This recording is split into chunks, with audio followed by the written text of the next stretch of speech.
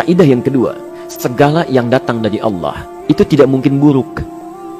Tidak mungkin. Kenapa kita diminta untuk taat dengan mutlak? Karena segala yang datang dari Allah pasti baik. Ya, pasti baik. Karena Allah menurunkan segala maslahat sesuai kebutuhan kita. Cuma manusia kadang-kadang, menginginkan sesuatu dengan pikiran pendeknya yang bukan kebutuhannya. Al-Baqarah 216. Enggak pelan-pelan kita ya.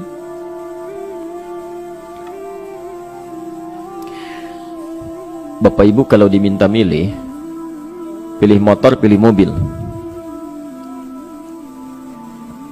Pak, pilih motor, pilih mobil. Kalau sebagai manusia biasa pilih motor, keterlaluan itu. Umumnya akan memilih mobil. Akan memilih mobil umumnya.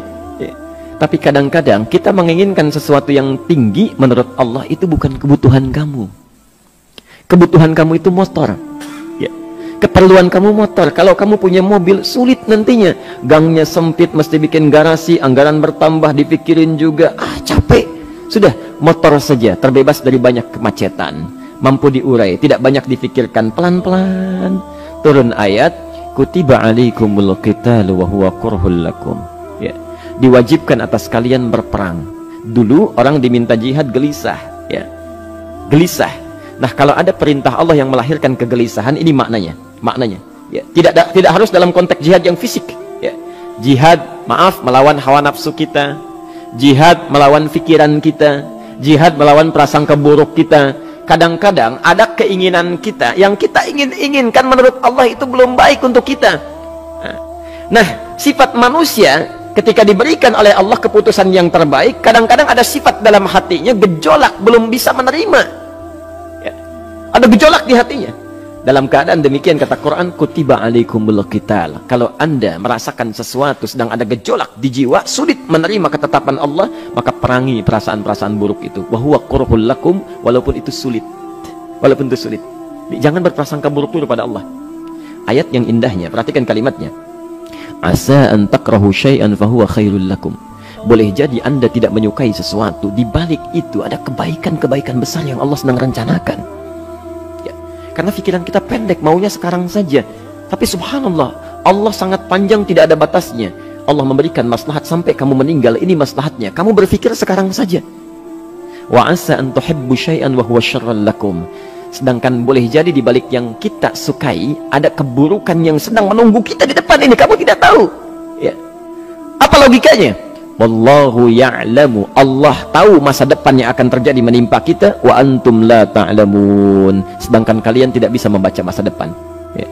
Saya punya adik perempuan datang lalu meminta doa, Kak, saya ingin tes katanya ya di salah satu bank, kemudian sudah pada tahap akhir yang menurut hitung-hitungan manusia dan perkiraannya insya Allah lulus, karena tidak ada alasan apa-apa lagi untuk tidak meluluskan. Baik, bismillah kita berdoa. Tapi doa kita seperti dibimbing oleh Quran, tidak minta dunia saja ya. Jadi dunia baik, Al-Baqarah 201, Rabbana atina fid dunya wa fil akhirah ya. Dunia minta baik, akhirat minta baik. Tapi aturan dunia dan akhirat ini jangan disebandingkan, rugi. Dunia itu kecil, akhirat lebih besar. Dunia itu kecil. Makanya diatur di Al-Qasas ya, ayat 77 sampai 78 itu aturannya, wabtaghi fima atakallahu daral akhirah wala tansa nasibaka minad dunya.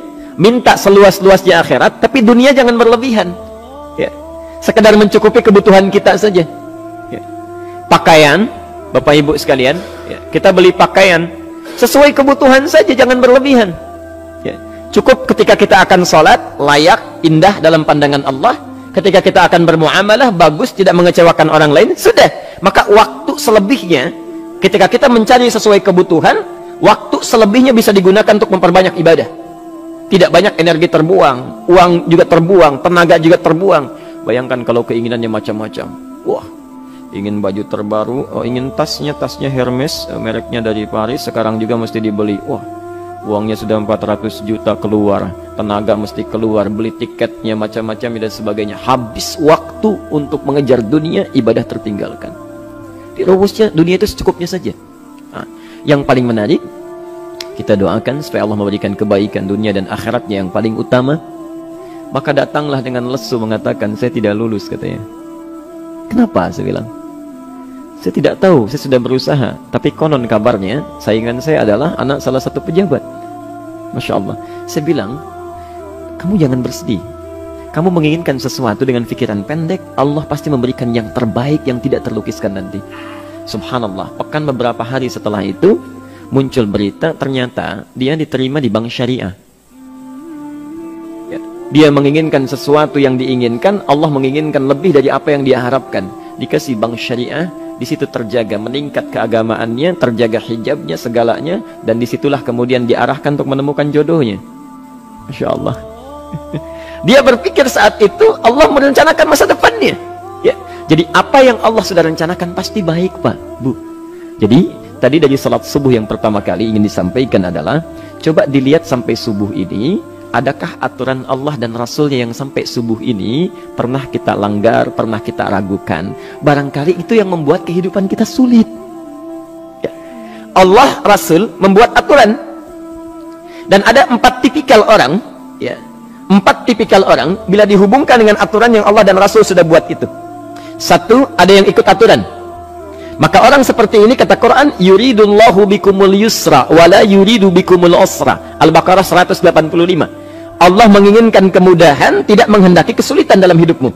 Ya. Maka dibuat aturan, yang ikut aturan Allah pasti mudah hidupnya. Ya, pasti mudah hidupnya. Ya. Rizkinya mudah, hidupnya mudah, nyaman, enak. Ya. 1, ada yang ikut aturan. Yang kedua, ada yang keluar aturan. Ya. Ini pasti repot. Pasti repot. Di awal-awal seperti menyenangkan, ujung-ujungnya repot. Allah bilang, jujur, jangan berdusta. Kalau dusta celaka. Wailul lil mukadzibin. Celaka bagi para pendusta. Dia keluar aturan, dia berdusta. Awal-awal memang nikmat. Besok. Ya. Pak, ini amplop siapa ya? Ya. Maaf Pak, ini amplop memang ini khusus Pak, anggaran tertentu, tidak ada kaitan dengan proyek ini. Padahal ada kaitan dengan proyek, dia sisihkan untuk kepentingan pribadinya. Bohong. Saat itu merasakan enak dapat tambahan, besok-besok dikejar-kejar sama aparat kepolisian. Ya. Celaka. Wail, itu sudah keluar aturan pasti celaka. Ya. Subhanallah. Jadi ada orang kedua keluar aturan. Yang ketiga bikin aturan sendiri. Dikasih aturan, dia bikin aturan sendiri. Subhanallah. Kalau sakit dibuat ketentuan. Sakit pertama kalau biasa-biasa saja, ya subhanallah, ikhtiarnya pergi ke dokter. Seorang sahabat datang kepada Rasulullah, ya Rasulullah, saya sakit, tolong doakan saya. Kata Nabi, idhab ila tabib, pergi ke dokter. Ini orang pintar sekali. Kata orang ini, ya Rasulullah, Anda kan Nabi Rasul, angkat tangan Anda, Allah kan maha menyembuhkan, nanti Allah sembuhkan saya. Cerdas ya?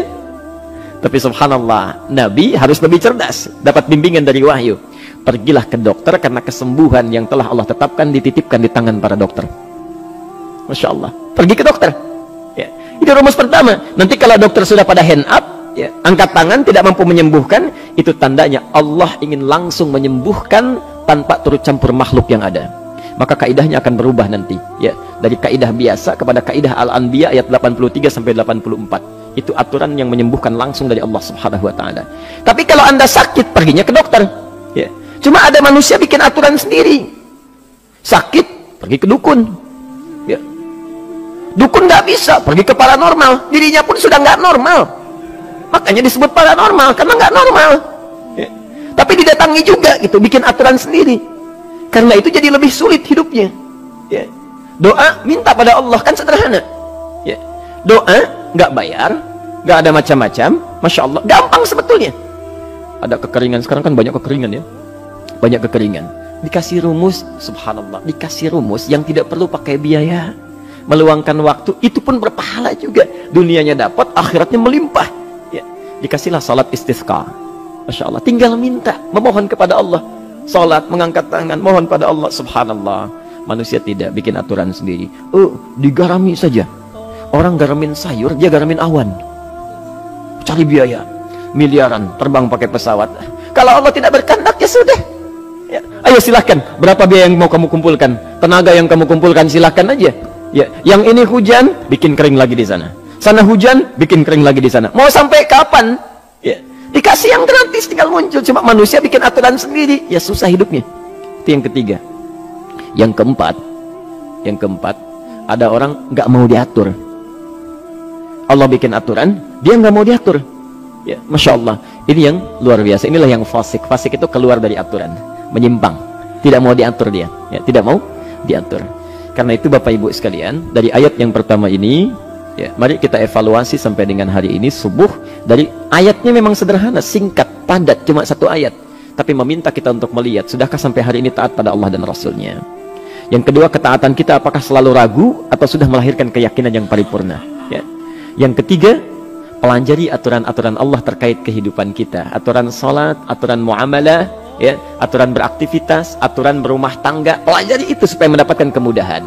Biasanya kesulitan didapatkan karena kita belum mengenal aturan Allah dan